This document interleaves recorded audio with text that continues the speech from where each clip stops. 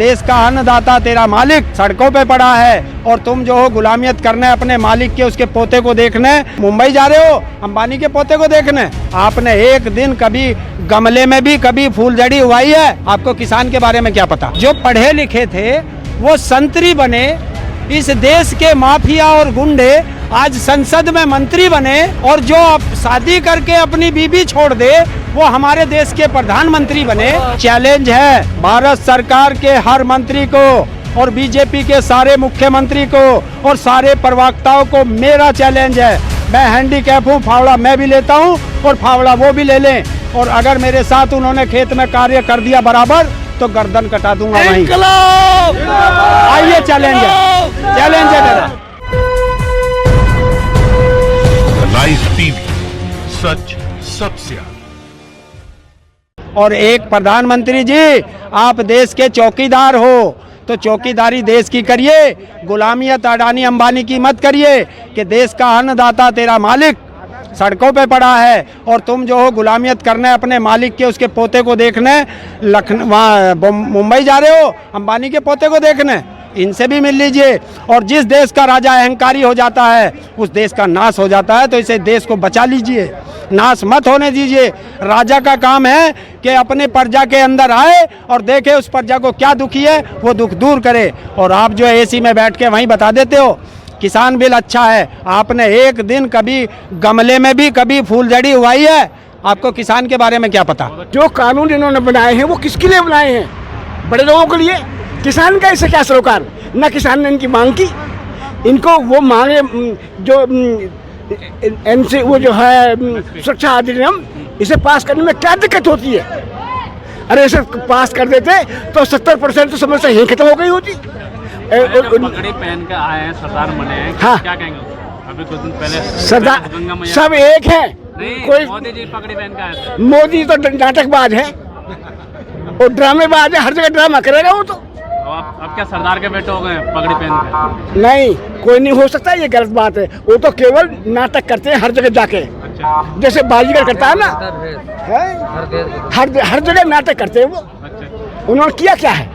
ये तो ऐसा है, फकीर बताता है जयललिता की मृत्यु में गया, जब यहाँ से गया तो एक अलग तरह के कपड़े पहने हुए था, जब वहाँ जाके तमिलनाडु में जहाज से उतरा तो दूसरी ड्रेस थी, और जब जयललिता के उसमें से तीसरी जगह गया तो वहाँ तीसरी ड्रेस थी, और जब वापस दिल्ली में आए तो जब एक अलग ड्रेस थी।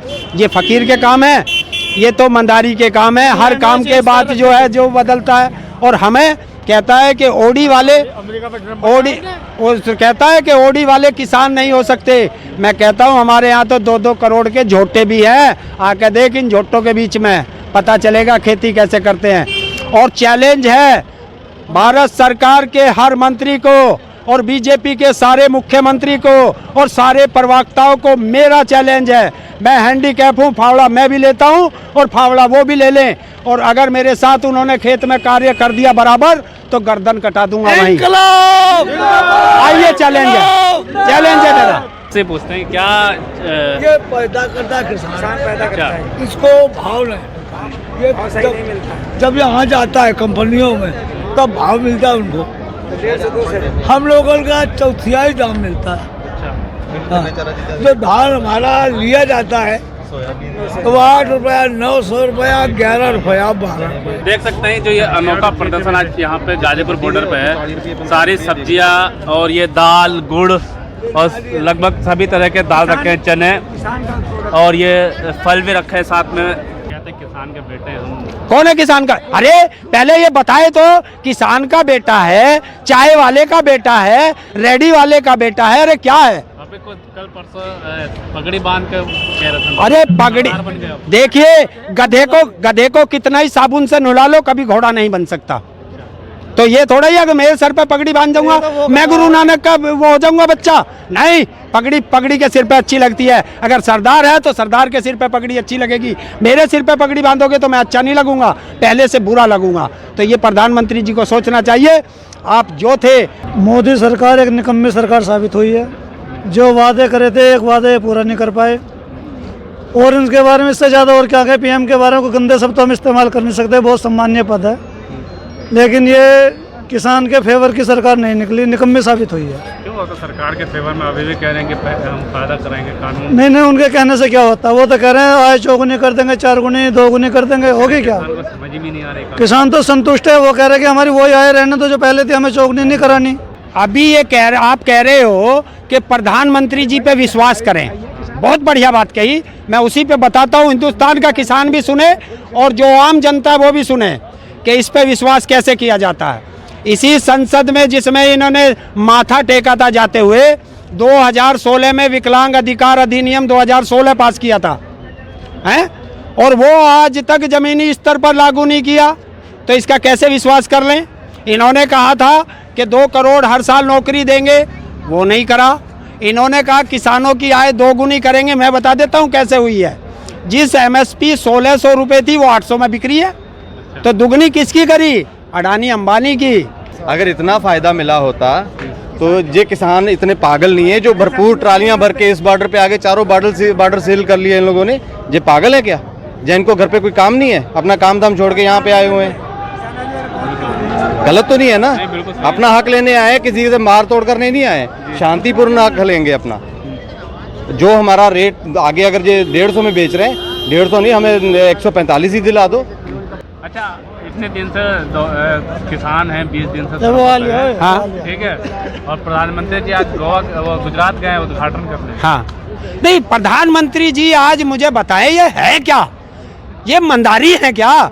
जो भी जाते हैं, अगर किसी जिले में किसी राज्य में जाते हैं, गंगा माँ की कसम, मुझे तो गंगा माँ ने बुलाया है। अरे गंगा माँ ने आपको बुलाया है तो गंगा जी की कसम।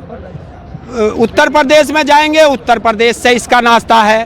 क्यों? बचपन में यहीं खेती करी होगी ना आके। दिन पहले पगड़ी में दिखे थे। नहीं, अरे पगड़ी में मैंने कहा ना, मंदारी है। मंदारी यही काम करता है कि वो ऐसी डुगडुगी बजाता है कि सब उसकी सुनने के लिए आ जाते हैं। किसान अपनी पली जो पैदा करता है, अबे तो गन्ना नहीं आया, मेलर का गुड़ आ गया, जो चावल का केला में नहीं आया, थोड़ा आया, लहसुन कोई पैदा करता, कोई नींबू पैदा करता। हमारे चारों दिशा में सब खेती होती पूरे भारत में, उसको भाव नहीं मिला, तब तो ये अपनी मांग रहे किसान बैठे हैं।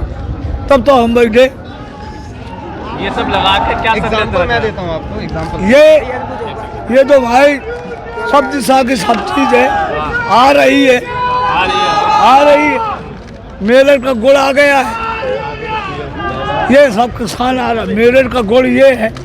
नहीं तो ये लगा के क्या संदेश देना चाहे? संदेश क्या है आपका? ये किसान को गिरव रख लिया गया। आओ अपन आप क्या समझा रहे थे, बताइए। अब उड़द की दाल यहाँ पे हम कटाई करने जाते हैं, हमें पता है ये किस रेट में वहाँ पे बिकती है। किसान से परचेजिंग की जाती है 28 रुपये, 20 रुपये, 25 रुपये, 22 रुपये तक की इनकी परचेजिंग होती है। और गवर्नमेंट को आगे जाती है, गवर्नमेंट आगे मॉल में जाती है, वही दाल जो वहाँ पे 50 रुपये 30 रुपये में ली गई है, वहाँ से आके 150 रुपये में वो किलो दाल एक पैकेट देते हैं। ठीक है जी। उसके बाद सोयाबीन ले लीजिए, सोयाबीन का रेट क्या है? सोयाबीन का आज की डेट में 30 से 32 रुपये किलो है। और आगे क्या इनका रेट होगा? वही 150, 100, 150 जी इनका हो रहा है कि यानी कि किसान तो मरा ही मरा है, बड़े लोगों का पेट भरना चाहे जो मर्जी हो जाए। अच्छा जी, ये इनका कहने का मतलब है। ये जो और प्याज है, MP में चले जाओ, सागर जिला में चले जाओ, आपको प्याज भरपूर मिलेगा वहाँ पे। ठीक है जी। अब उनकी बेड़ लग चुकी है, प्याज तैयार होने वाला है उनका, और 2 महीने में उनका प्याज तैयार हो जाएगा। और वहाँ पे उनसे कितने रुपए किलो खरीदा जाएगा आपको पता है? कभी आपने सोचा भी नहीं होगा। 30 पैसे 50 पैसे इस हिसाब से उनसे प्याज खरीदा जाता है। और आज की डेट में 60 रुपए से कम नहीं है। दिल्ली के अंदर चले जाओ, 50 रुपए, वो उस पर भी आते हैं हम। चलो आलू का तो इस समय रेट अच्छा है, वो भी कोई दिन थे जब लोगों ने रोड के ऊपर डाल दिया आलू, तब गवर्नमेंट कहाँ थी? अब ये कह रहे हैं कि हमारे सभी बिल सही हैं। तभी तो सरकार ये बिल बना रही है कि क्या सही है? कुछ नहीं। सरकार के आपको फायदा होगा?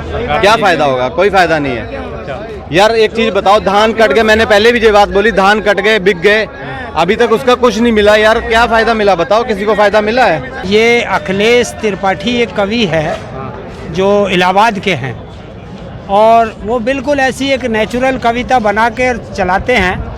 तो उनकी एक 4 लाइन हैं जो बिल्कुल हमारे देश के जो ये राजनीति है इस पे भी सटीक बैठती है, और जो मोदी जी हैं इन पे भी बहुत सटीक बैठती है।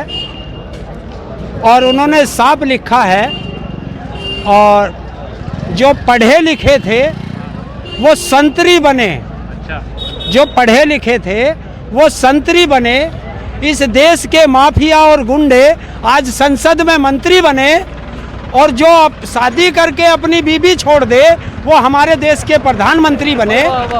ये और मुझे ये बहुत पसंद आई, और मैं उन कवि को बहुत बहुत धन्यवाद देता हूँ कि उन्होंने हमारे देश को एक आईना दिखाया कि जब भी कभी शादी करनी हो, वो राजनीति में किसी को चुनना हो तो शादीशुदा को चुने, क्योंकि प्रधानमंत्री जी का एक नारा है, बेटी बचाओ, बेटी पढ़ाओ और पत्नी छोड़ दो। अरे, और उन्होंने ये हमारे देश के लोग समझे नहीं, मैं भी थोड़ा बाद में समझा। उनका जो ये नारा था कि उन्होंने जो ये कहा था ना, बेटी बचाओ बेटी पढ़ाओ, हम लोग समझे नहीं, अब समझ में आया। उन्होंने कहा था कि बेटी को बचाओ और बेटी पढ़ाओ, तो बचाओ किससे? बीजेपी वालों से, क्योंकि जो इस देश का गृह राज्य मंत्री चिन्मयानंद जी हैं, वो एक बच्ची के रेप के केस में उसे क्लीन चिट दे रहे हैं, इन बीजेपी वाले बता रहा हूँ, हैं, और वह सेंगर उस परिवार को भी मार रहा है, लेकिन सरकार उसे बचा रही है। लाइव टीवी, सच सबसे आगे।